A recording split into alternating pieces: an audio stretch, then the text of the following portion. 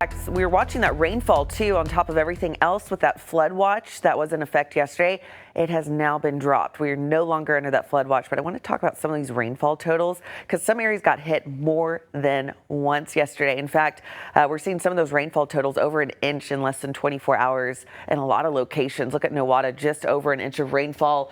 Jay coming in closer to about an inch and a quarter. Here for Tulsa, we just came above that quarter of an inch of rain, and looking at Tahlequah, closer to about a half an inch of rainfall. So a lot of rain across the area. Again, we no longer remain under that flood watch, thankfully, but National Weather Service had this pretty well on tack yesterday for where they're seeing some of the heaviest amounts of rain. And a lot of that had to do with some stronger storms developing for the second half of the day that weren't moving very quickly and that we're tracking from Oklahoma over into Arkansas. And that's why we're seeing those heavier amounts of rainfall right along that line. Now we're continuing to monitor for additional chances for some showers as we do deal with some wraparound moisture.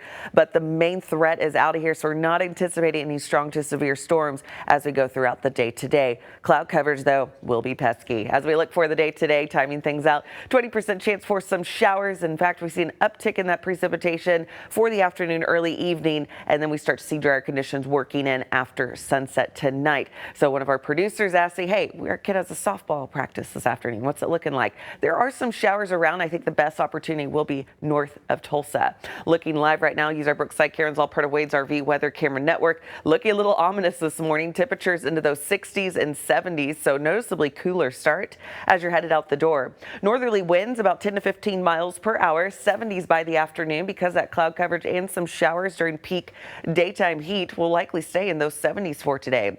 I was coming in right at 78, 79, and then 84 Stigler. So further south you go, those temperatures will be closer to about 80 degrees, which our average for this time of the year is about 83 degrees. So we'll be just below that. Temperatures for tonight staying those 60s, sunset at 7:17, 60 for the overnight low. So a crisp start tomorrow morning. Temperatures, Tulsa State Fair starts tomorrow. Couldn't ask for a better forecast. We're in those 80s, dry conditions, looking great. Timing things out again for today, your rain chances, we're going to increase that opportunity by this afternoon.